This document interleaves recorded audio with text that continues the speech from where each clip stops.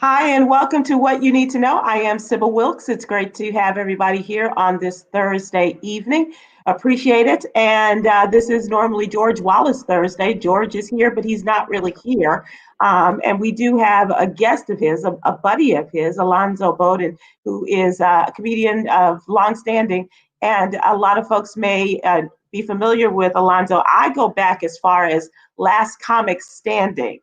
Alonzo. I'm a big fan from a little while ago. How are you? Welcome. I am great, and thank you. It's funny you bring up Last Comic Standing because I was cleaning out my office last week Uh, and I found my paperwork, specifically the sexual harassment paperwork. So I want your people to know this Me Too thing isn't new. This is dated in like 2004. They were warning me. yeah. Did your reputation precede you then, Alonzo? No, no, no. I still remember the meeting because this poor woman from NBC Human Resources, Uh, who's normally used to talking to accountants or office people or whatever, had to talk to 10 comedians about what wasn't allowed to be done. I think oh, by the end of the hour, she was crying. I think we left her in tears. that's the way of the world. When you get up close and personal with comedians, you just never know what the end result is going to be.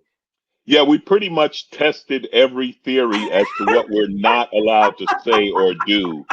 It's, So, you know. Alonzo, is it fair to say that Matt Lauer wasn't ever a part in any of those Matt meetings at Matt must have NBC? missed the meeting. I'm thinking Matt missed the meeting because we were ready to demonstrate on Tammy Pescatelli. We were like, can we use Tammy for a demonstration of what we're not supposed to do? And Alonzo, how long you been in the business? this month makes 28 years. It, Really? I started January of '93. Wow. And you know what? January of 94 is when we started the Tom Jordan Morning Show. So we were right Wow, there in with you. And you then guys did a little better. I'm just saying you may have caught on a bit more. I'm not sure. I don't think so. I think you're doing just fine. So much so that if I'm remembering correctly, you came back as a judge on Last Comic Standing, didn't you? Oh yeah, yeah. I was runner up, and then I was a winner, and then I was a judge in season 5. And what was interesting about that, that was when it hit me how big a deal winning was. Because when I was doing the show, like every Tuesday was Mhm. eliminations from the very first audition to the finals. Mm. So my only goal every week was, Sybil, imagine having a job. Every Tuesday someone's getting fired. Yeah. Whew. So my only goal was not get fired on Tuesday. Mhm. And I made it all the way to the end. But when we were doing the judging and all these people were auditioning, that's when I was like, wow, I beat a lot of people. So Yeah. Yeah, you did. yeah, it was great though. It was a great time in my career. It was a lot of fun. And we're still friends. We competed against each other, Uh-huh. but we were all still cool. And yeah, that was good. It was a fun show to watch. I can imagine the competition and being on the Joyner Show all these years and being with comedians like George Wallace and J. Anthony Brown and all those folks. Oh, here we go, George. Working with comedians is a different. It's just a whole different flavor, isn't it? And George is a personal example of that. Um, What George I, likes echo. Echo, echo, echo. Can you guys hear me? we can hear you, We can What hear but is you we going also multiple hear on? times. ourselves. I don't know what's going on here. I apologize. I've been on I time. know every Thursday. Keep talking to Alonzo because he won't be with us long. Keep talking to him. He's funny. We are talking to him. So our guest tonight is Alonzo Bodden, and he is a comedian. As he said, has been in the business for 28 years. A lot of us know him from Last Comic Standing, and you are going to be here for a short period of time, Alonzo, because you're about to go and do another show. What's the show you're doing tonight? I am going to Canada in the virtual reality. I'm doing a show for Just for Laughs. Now, and again, going through my history in my office, I found the program from 1999, which was my second time at Just Wow. for Laughs, and probably the only time that my name was listed next to Wanda Sykes, Ah, above Joe Rogan, and above Cedric the Entertainer. So, I'm holding that program forever. okay, Uh, you're gonna frame that, right? but yeah, we're doing a show for Canada for Just for Laughs, and unfortunately, I have to be there early for tech rehearsal, and also I don't do what George just did. See, they run that ahead of time, and when you get back to George, I want you to notice there's still a Christmas tree in his background. See, when Yes. you get to that age that you don't Mhm. even know, like it's supposed to come down, then you're supposed to hire people. You're supposed to have handlers at that age. Exactly. He's got enough cash to have people come in and do He it for he him, right? needs he needs a handler. He needs a guy who says, Right. it's mid-January, perhaps we'll take down the fire hazard. There he is. There he is. George, let it go, George. Let it go. All right? I'm not It's taking not that even damn mid. tree down. I got to pay. You're right. I will pay somebody. It's going to go down this week. It's been up like since 2017, so it's finally going to go down. Hey, George. George is he's one of those guys that you see him like February 27th. He's like, Happy New Year. It's like, we're past it. Hey, it's good to be with you guys. Keep talking to Alonzo because he's got to leave in like 10 minutes, and I just want you to get all the time in with him because I got so much to talk about. I'm so happy. I got a new religion. I feel good. Okay, all right. The religion of the inauguration. Is I feel that it? good. I feel good all over. We feel great. What about Amanda Graves yesterday? What about that young lady Oh, coming out? I mean, you want to talk Amanda black girl Gorman. magic? Yeah, exactly. This I, young woman I is 22 years old, who came out as being the poet laureate of Los Angeles and has galvanized the nation as a result of her performance yesterday. The Hill We Climb is the poem that she wrote and performed yesterday in the inauguration at the invitation of First Lady Dr. Jill Biden. And like you said, Alonzo, she was just truly black girl magic, black woman excellence, all that, and a bag of chips, and has just taken the world by fire. Now here's my question. She went to Harvard. Mhm. You know who else went to Harvard? Kellyanne McEnany, Trump's Oh, liar in chief. What the hell is going on at Harvard? How can you have both of those? How could they have both gone to that same university? I want are to we know. sure? Are we sure that Yes, Kelly went yes. to Harvard University? Well, she could be lying about it, but it is on her It's on resume, her resume, right? and I'm you wondering just if wonder. Like you go to Harvard and they looked at Amanda and they said, welcome. And then Kelly showed up and they said, so you have friends who went here. The remedial classes were that way. uh-huh. That's right. That's exactly right. That's how the Trump kids got through Yeah. at UPenn, right?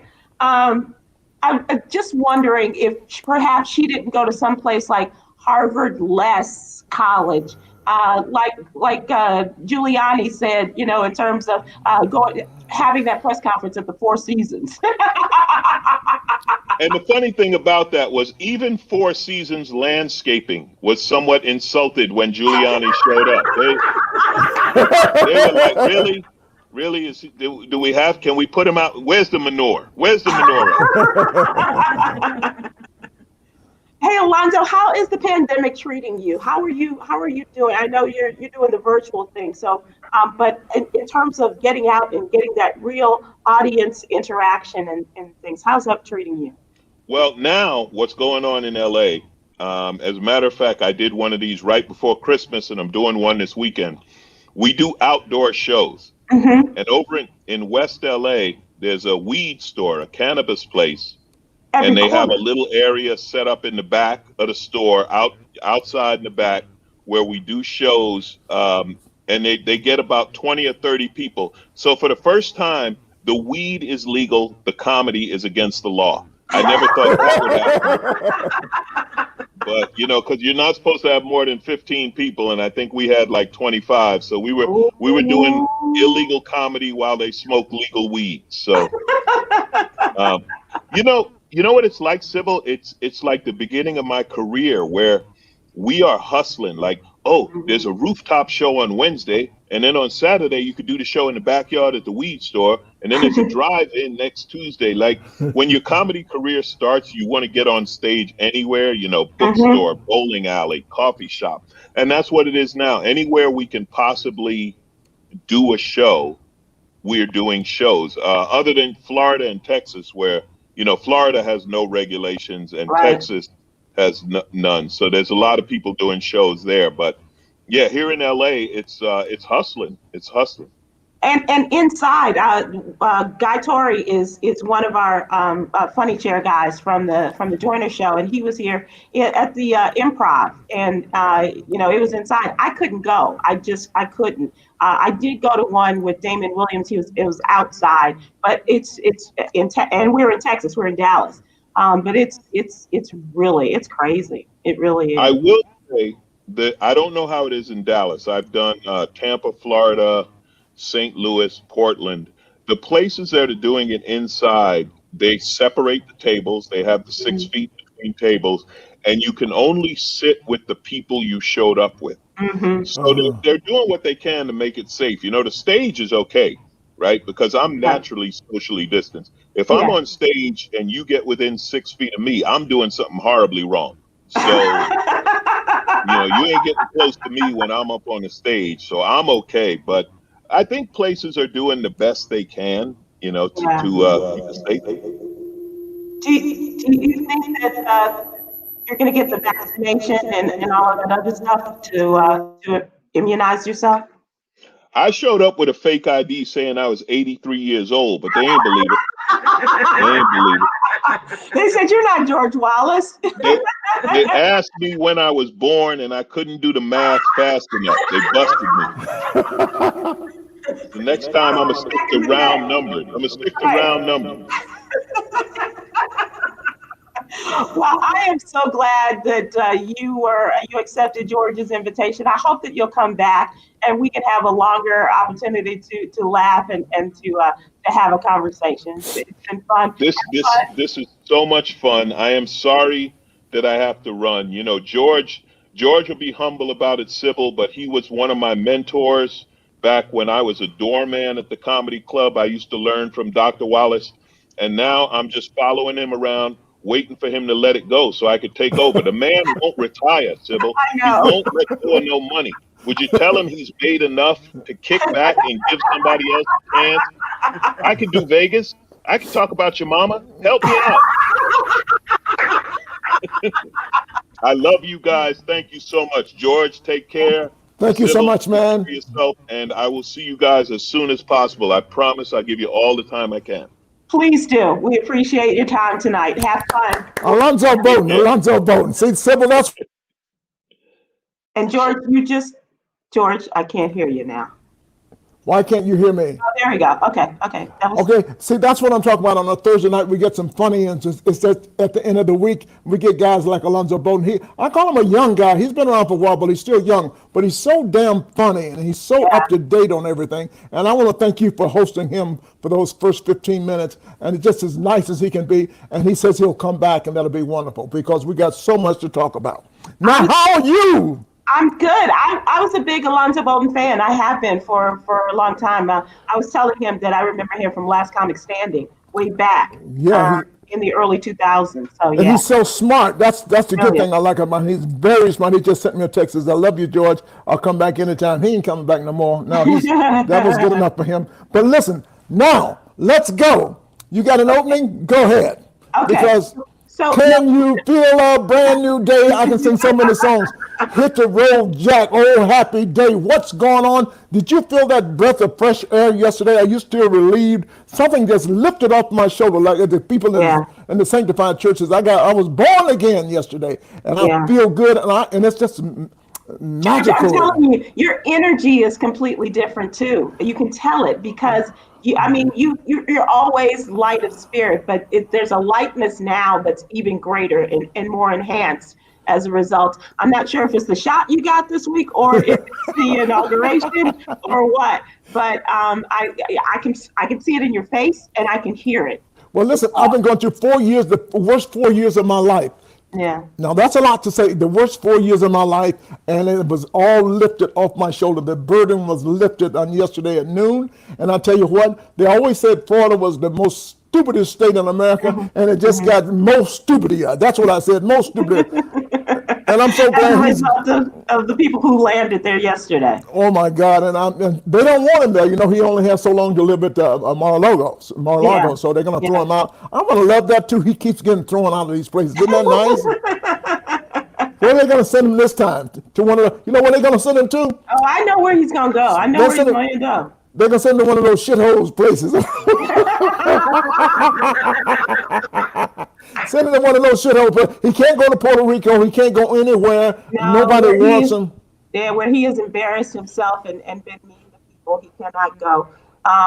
And perhaps he, that's why he had over 140 commutations and pardons, because he's making some room for himself at some of these places where they have left. And those 140 pardons, trust me, you know what kind of crook he is. You know, some people are paying him for those pardons.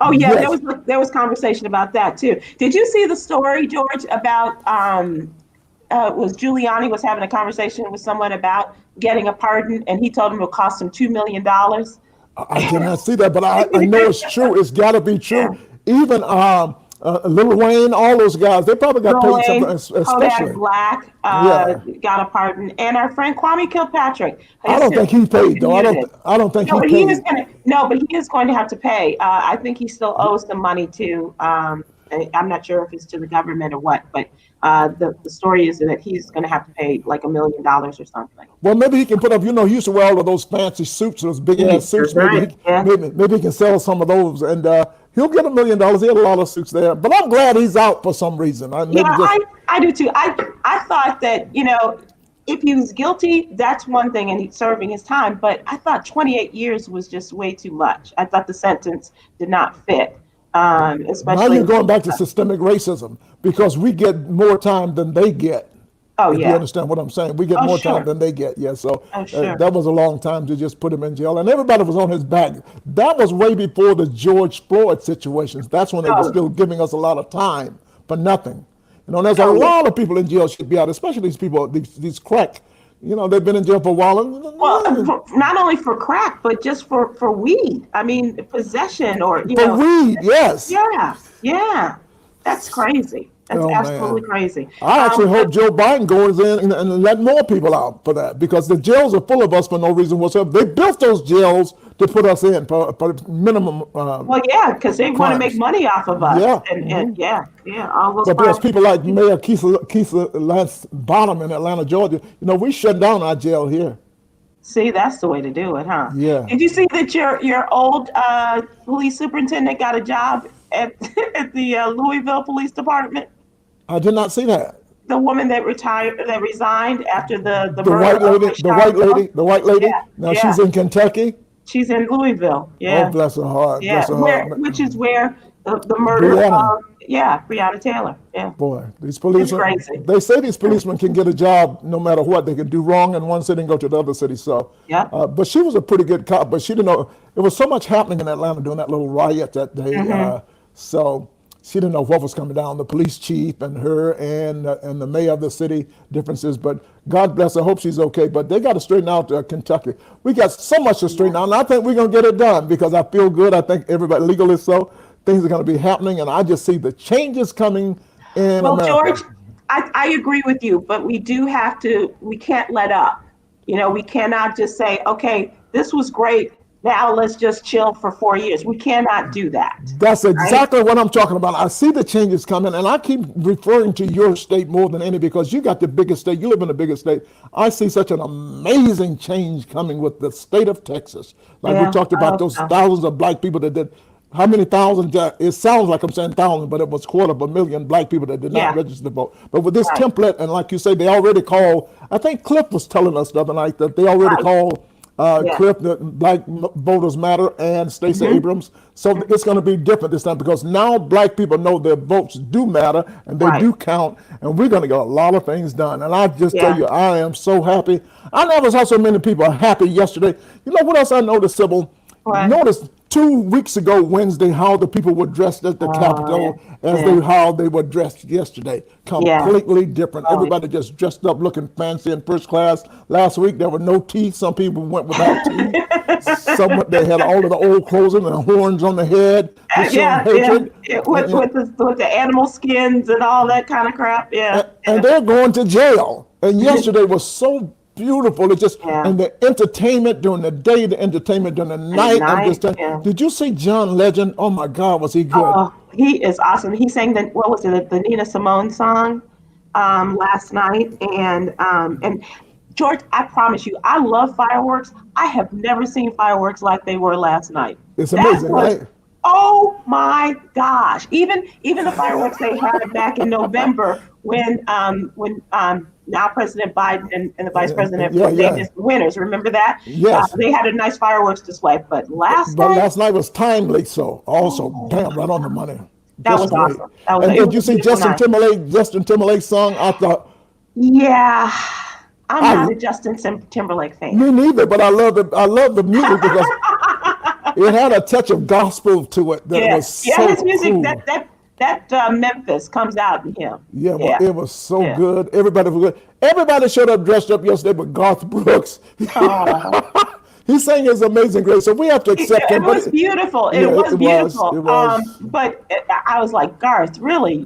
Trisha let you out the house like that? Okay. And took off his hat, and that started a whole nother conversation about his hair. Do you think he got plugs? Probably, but it doesn't matter. He was there, and we got to give him credit and thank him for being there because we need their help too.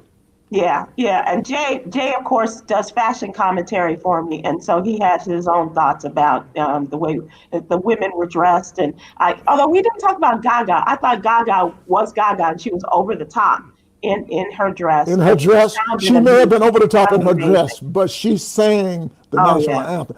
Sybil, I don't know anything. I apologize. I don't know anything about Lady Gaga. Yesterday, she sang that song. But the only disappointment, George, and this is what Congressman Clyburn was talking about the other day, they didn't sing the Black National Anthem.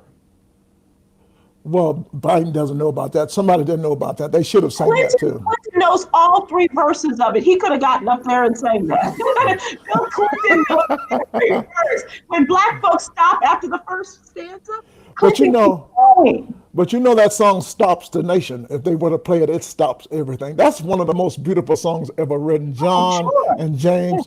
And I grew up with it in school every day. And did I tell you I got fired in Las Vegas on that song? You got fired because of the Negro National Anthem? At the South Point Hotel, 2 years after I left the Flamingo, they called me back in. They had been bothering. Please come back. They gave me 3 dates. January 19th weekend, Dr. Martin Luther King Jr. weekend, a date in May and a date in July. And you know me, I open up with Lift Every Voice and Singing. And it's the big major version in the 3 minutes, and some of the old white people going, what was this about? That was before George Floyd. Systemic racism at the same time, because I don't know whether they felt guilty or not. They saw the black people standing up and they just thought, and because you remember when we grew up, that's the Negro National Anthem. We stood up for the song. And I tell you what, it was just awesome. And so they should have played Lift Every Voice and Sing, like you said. Yeah, I was surprised at that because this was the blackest inauguration I've seen in a long time. Let's talk about that. Was it diverse or what? Was it diverse or what? Yeah, just amazing. Yeah. I enjoyed it yesterday, and I'm still happy. I don't even know what happened. I know he signed some bills yesterday. 15 yesterday. How many did he do today? Executive orders he did today. They continued that, and this is the continuation of his COVID relief plan. And Nancy Pelosi today was talking about. Did you call her Nancy Pelosi? Is it me or is it? Can you hear me? Okay. Thank you, George. Yes. Okay.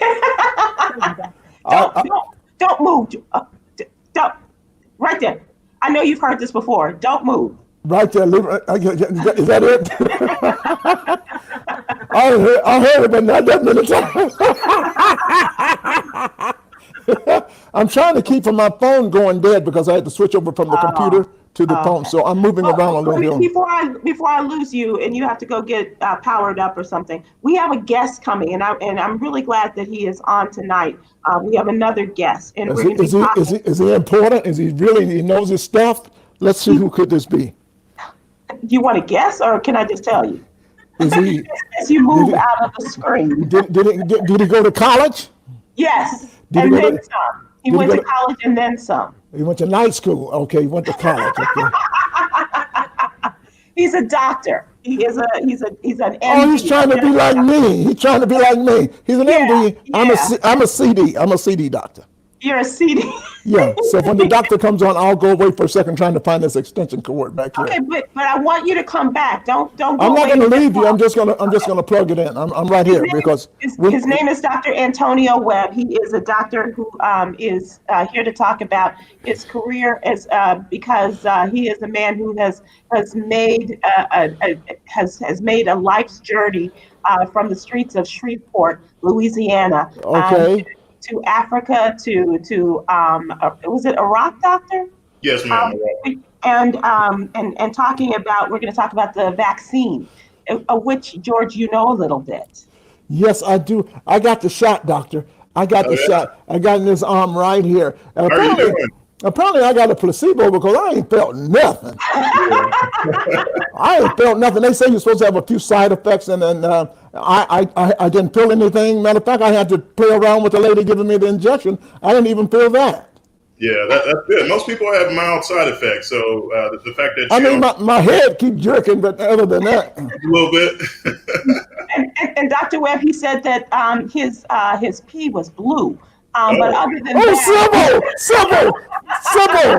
That may be that you're taking. Wait a minute, Sybil! Doctor, all of you people listening and watching, you guys got to know at 2 o'clock in the morning we have different kinds of conversation. And I didn't know Sybil remembered that, my pee was blue. So maybe that was that a side effect, or was I drinking blue Gatorade? I don't know which one it was. Or blueberries. in Georgia now. It was something that you were taking. I don't know. Wait a second. Georgia Blue. It was Georgia Blue. That's what it is. Georgia Blue. That's it. Dr. Webb, it is good to hear you again. I don't know if you remember doing the Joyner Show. Yep. When your book first came out, Overcoming the Odds. Yeah. And as a matter of fact, let me just tell you, this is really funny because I'm in the process of moving, and I came across your book in the books that I was decided to keep and to throw. Yours stays in the keep. Oh, thank you. I appreciate that. But not only is there a book, you have a documentary coming out? Yeah, it's basically a spinoff of my book. It's about growing up in Shreveport, Louisiana, where I really challenging background. Several family members went to prison, including my little brother for armed robbery. My little sister went to prison. And then ever since I've been young, my mom has been on and off drugs, and she was actually shot and she's paralyzed from her waist down due to her drug addiction. So making it out of that environment to become a spine surgeon, I just wanted to show young kids from similar communities as mine that, if I did it, they can do it also. Yeah, it's a tremendous story, and I look forward to seeing the documentary. The book is really quite compelling, and just talking to you, and this was a few years ago when we talked to you on the Joyner Show, but just an incredible story. And now you're going to talk to us tonight about the coronavirus vaccine. Yes. We just did a story today for our midday news break that Johnson & Johnson has said that they have come out with a vaccine that only requires one shot, and it doesn't need to be held at the extremely cold conditions to keep it just right for putting into the vaccine form.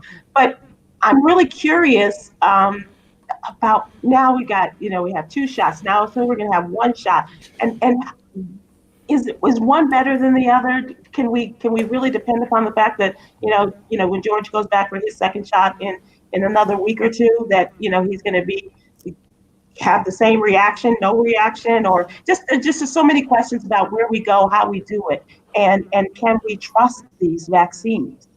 Yeah, absolutely. There's a lot of people that are very hesitant about receiving the vaccine, especially African Americans. Yeah. This dates back to the 1800s, where they were sterilizing Black women without their consent, just because they didn't think that Black people had the same pain level as other people with the same skin color. And then, going to the 1930s with the Tuskegee trials, where they were, doing these experiments on people with syphilis and, not treating them effectively. So, yes, there's a lot of people that are very hesitant about receiving the vaccine. But the different vaccines that are currently available, we just don't know whether one is kind of better than the other. Both are pretty effective after that second dose. I think Pfizer's like 95%, Right. and then the Moderna vaccine is 94% or so after the second dose. But it's usually after that second dose, and I know Johnson & Johnson just released their information about a single dose, but it's likely that they use the studies and the trials to determine how much immunity and antibodies are produced after that first dose. So yeah, it'd be real interesting to just get one dose. I received mine about 3 weeks ago. Just a sore arm, and looking forward to getting my second one next week. And when will you, and you said next week you'll go for the second one? Yes. And What did you get? Did you get Moderna? I got the one that turns your urine blue. Oh, you got jokes. Doctor got jokes. Doctor got jokes. I like a jokey Dr. George. Yeah. I got the Pfizer. Hey, doctor, Pfizer. yeah, the Pfizer. Now, this is not a joke, and I shouldn't be telling this joke because this is not. You're not supposed to tell these kind of jokes. But doctor, when I was in the doctor's office to get my COVID shot, I had gas so bad. It was so bad, doctor, that I don't think any of the patients got COVID in my office because they got them walked out. They had no smell problem. Yeah. They had no smell problem whatsoever. But I'm so happy that you got it, and you have getting the shot. I'm getting the second shot. Is it stronger than the first one? Well, most people have more side effects after that second dose because that's when you receive most of the kind of immune responses about 14 days after that second dose. So most people have more symptoms than they did the first one, but I've talked to a lot of people who didn't have any symptoms after the second dose. So it just depends on how your body responds to it. And doctor, did you consider participating in the trials? Or was that ever a consideration? No, he was scared. He was scared. No, not for me. The people in the trials, they didn't really know what they got, whether that was the actual vaccine. Right. And they had to find out later. So I'm curious to see the people that were in the trials, will they actually receive the vaccine, the ones that got the placebo at some point, or receive priority treatment? I don't know. So let me ask you this, because now it was 2 weeks ago with the insurrection at the Capitol, and a lot of the a number of the Democratic Congress people got the virus. And they said it was because others, the Republicans there, did not have their mask on and what have you. One of the Congress people had taken the first shot, and he still got the virus. So now what happens with something like that? Do you go back and start all over again, or how does that work? Well, usually that second dose is a month after for the Pfizer after the first dose, but you do get some immunity after the first dose, but it's not like a really strong, robust immune response. Your body needs to produce antibodies to what's called the spike protein on the virus, and that's how it neutralizes that the virus. So that second dose is really important, but you do get some immunity from that first dose. And I had this same question on another interview just before this, is that you still can get COVID-19 after you receive both of your vaccine. Both doses. Yeah. Wow. I mean, it's just how your body is going to respond to it. If you have the antibodies there to fight the virus, then your body is able to fight it off more effectively. So. Is that going to make a difference with these variants that they talk about that are now coming here or are here? Most people think that the variants, the different strains of the virus, that the vaccine are pretty effective against those strains. So when you're producing antibodies, your immune system makes those antibodies. It's making, lots of them against various different strains and different amino acid sequences that are on that spike protein. So most people think that the vaccines are pretty effective against those strains. Yeah. Our friend Dr. But what Sonia you Mark. just said, even if I get the second, go No, go ahead, George. ahead, Sybil. After we get the second doses, we still got to stay with our protocols and wear a mask and continue to quarantine for a while, right, doctor? Yeah, absolutely. In order to develop herd immunity, which is, a large percentage of the population that have been exposed to the virus or, have been infected, that takes, most people say 70 to 80% of the population. So that's going to take a long time. The last few stats I have seen, less 1 to 2% of the population so far have been vaccinated. So we have a long way to go. Our guest is Dr. Antonio Webb. He is a surgical, spinal surgeon, right? By trade, right? Yep. But you are talking to us about the vaccines. So how does one go from, and I see that's a nice spine right back there behind you. How does one go from that, being a surgeon, because you surgeons, I've dated a couple, you're a different kind of breed of dudes, the surgeons are. So, but how do you go from that to being a man who is so well-versed in infectious diseases? Well, it's just a passion of mine, and I growing up in Louisiana, I didn't know any black doctors, never had saw a black doctor, never met one. So I try to use my platform to try to reach our community, African Americans, especially young black males that want to go into the field of medicine.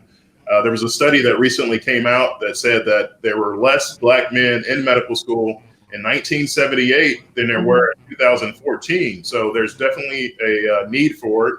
And then orthopedic surgery, less than 1.5% of orthopedic surgeons are African Americans. So my passion is to try to increase that number and increase, more black males as well as females going into the field, because our patients need to be treated by someone who looks like them.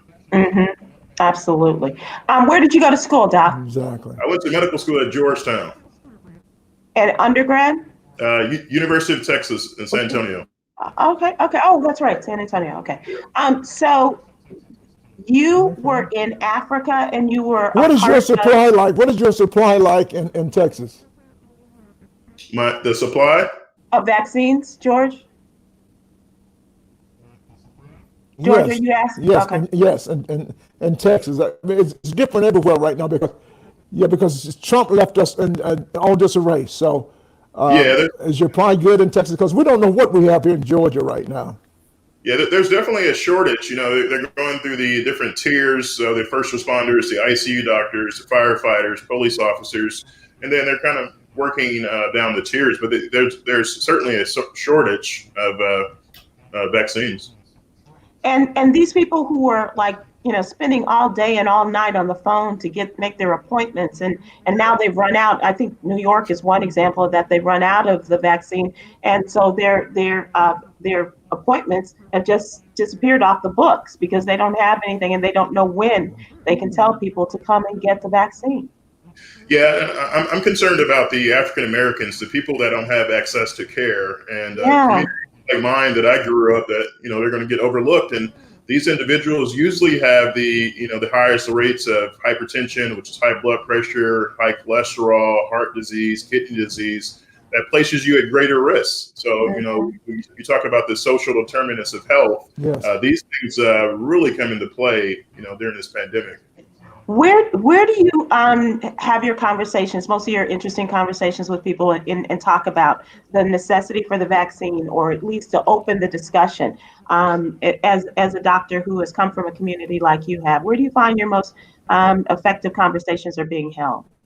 Usually on YouTube. So I put out a video about my, just me kind of going through and getting the vaccine and my thoughts on it. I looked at the literature, looked at the research.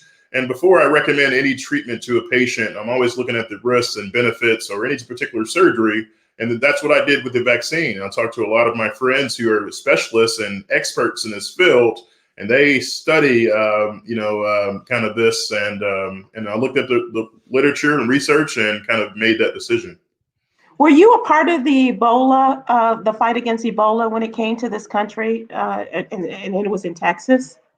Well, I was actually in Liberia right before the Ebola outbreak. I was there Uh-huh. doing surgery as a medical student. I went with one of my classmates, and that's where it first started. I was there right before it started, and right when I got back, there were several doctors that I worked with, several surgeons that passed away from Ebola. So I got out of country right in the right time. What do you think about the Biden plan, and how do you think? Because I'm a big Dr. Fauci fan, although I don't know the man. He just has that sense of trust Yeah. that I identify with. What do you think about him and the changes that are going to take place with this country and the Biden plan to get more people vaccinated and to do the right thing? Yeah, I think it's an excellent start. It seems like he's very motivated, and then basing his decisions based off of science and not politics, which is extremely important. He has a plan to vaccinate 50 million people in his first 100 days of office. I think is very important. But like I said, the number of people that have been vaccinated so far, we have a long way to go to kind of reach, if we will ever reach, that herd immunity that people talk about. Mm-hmm. Who's more difficult to convince to go and get the vaccine? Somebody in your own family or one of the guys at the barbershop? I would say the guys at the barbershop. I was just talking to my barber here. He's like, "You sure, Doc? You're gonna get the vaccine?" And I was messing with him. I started twitching a little bit. I think it's a combination. I've had doctors who I've had conversations with that were a little hesitant, patients as well. But, my job is not to tell people to get the vaccine. It's just to lay out information and knowledge so you can make your own decision. Yeah. We have a friend who is Dr. Sonia Marks, and she's watching us on Facebook. She's out of Atlanta. And she said, this is just what we were talking about, the people who were in the trials. And she thinks the people that got the placebo are now being offered the vaccination, which makes sense, right? But are you finding that the older the person is, the more difficult it is to convince them to do it? I don't think so. I think that, 65 and older, 70, they're certainly at higher risk. So that those individuals should be the first ones to receive the vaccine, and hopefully, that they're able to make an informed decision based off of that. So, with social media these days, I'm in a group of 20 doctors who we try to educate, about the public and especially our communities about the importance of receiving this vaccine. Yeah. Does it make a difference in terms of the age that you're seeing for like 65 and older? But do you think that it'll be more effective in the younger people, or that doesn't matter? Well, it just depends on how well your body is able to produce those antibodies. As we age, a lot of our functions and body processes and systems, they don't work as well as they did when we were younger. So, but in the trials, there was a good kind of breakdown of the different age groups, and it was effective across all age groups. So. How young did they go? Because I was wondering, because I think did they go from like 21 up, or were teenagers and younger people involved in some of the trials? No, I think the Moderna was 17 or 18 and up. 18. And the Pfizer was around the same, but Moderna has already started trials looking at younger patients, so from 12 to I believe 17 or so. So that's the information that we need. A downside of these studies is that the follow-up was only 7 or 8 weeks. So whenever I'm evaluating or recommending a surgery or a new surgery or procedure, medication to a patient, we always look at the literature, and you want to see long-term follow-up. We just don't have that yet.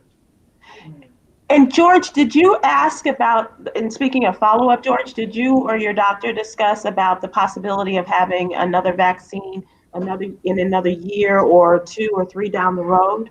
No, we just talked about getting the first one and getting the second one. That's all I'm concerned about, and I hope things get better by that time. And like I'm going to continue to wear my mask forever. That's why I'm not in a hurry to get back to work.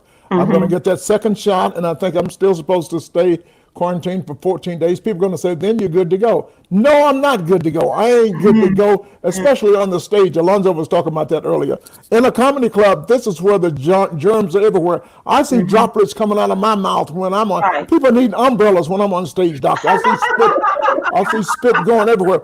But can you imagine being in a comedy audience and when I tell a joke and everybody in the audience goes, and it comes from their stomach. So I'm going to take it easy, and I'm just going to wait and be careful. So is there another shot after the second shot? I didn't know that.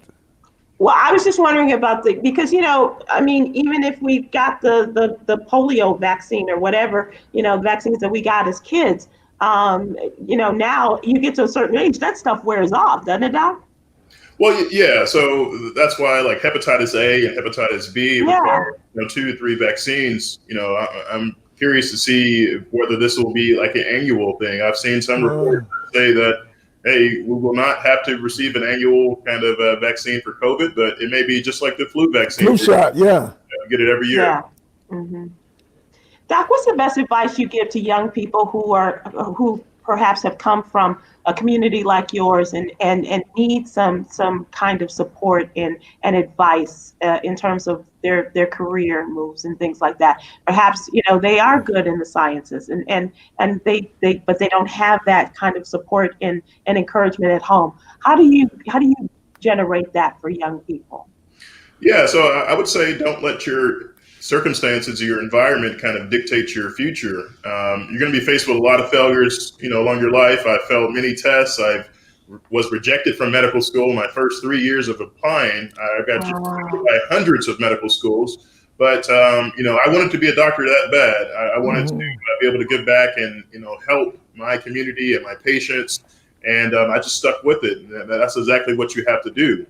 One of my professors in medical school stated that failure is not in the falling down, it's in the failure to get back up and try again. So at every point in my life, I've tried to live just by that quote. So, wow, that's powerful. And I 3 years, like I can't imagine, people, that's a tremendous strength of character on your part and persistence. So good for you. Thank you. Appreciate it. Sybil, you mentioned the young people. Doctor, why is it that the young people don't understand what's going on? I live in Atlanta, and it seems like the young people, I can go by a club at night, and there's like 200 young black kids, let me make it perfectly clear, black kids standing out in the street it's cold, and they got no mask on. Yeah, a lot of people are not really taking it serious. We've been doing this for what is it, month 10 or 11. So people are tired. They, people have lost jobs. They've lost housing and all different types of things. So people were just kind of fed up and tired. But we've got to be very vigilant. So I think we're just getting into the kind of peak of it. It can certainly get worse. The numbers are going up. The hospitalizations are adding up. Right now, I can't do elective surgery here in Texas just because of the number of ICU beds. So something that's asymptomatic, which means you don't have any symptoms, people are not as I guess worried about it, which they should be. Now, this is you don't know how your body's going to respond to it. You can be very healthy and have no medical problems, never been sick before, and end up in the ICU on a ventilator. I've seen that over and over again, and you just don't know how your body's going to respond. So, Doctor, we're running out of time, but I want to thank you so much for coming on. Once again, "To Overcoming the Odds" is the name of your book, correct? Yes. Dr. Antonio Webb. And you're going to be starting an HBCU tour? Yeah, so I'm doing a 20 to 25 city virtual tour, mostly focusing on the minority schools, HBCUs, to do a pre-release for my documentary that's coming out next month during Black History Month. So it's called Overcoming the Odds. It just kind of details my path to medicine, and hopefully someone sees it and be like, wow, I want to be like Dr. Webb when I grow up and actually. So. Hey, doctor, what are you doing about laughter? What are you doing about keeping some laughter and fun in your life? Well, he's got jokes, right, George? Yeah, but he's working every day, and what he sees every day, it's a really tough job you have, just seeing your patients. How do you know when you have a patient that comes in that's positive? What do you have to do then immediately? That it's COVID positive? Yes, sir. Mm-hmm. Well, when that happens, hopefully those patients stay at home if they're sick. But we do screening at the door with fevers and temperature checks, as well as questionnaires to make sure that they don't have any symptoms or haven't traveled. But if someone is positive, you just have to take the necessary precautions, during that time, and possibly quarantine if they were certainly positive. Because Sybil, when I go to the doctor, that's the most place that I'm most afraid. Mm-hmm. Yeah, people have said that, George. Yeah.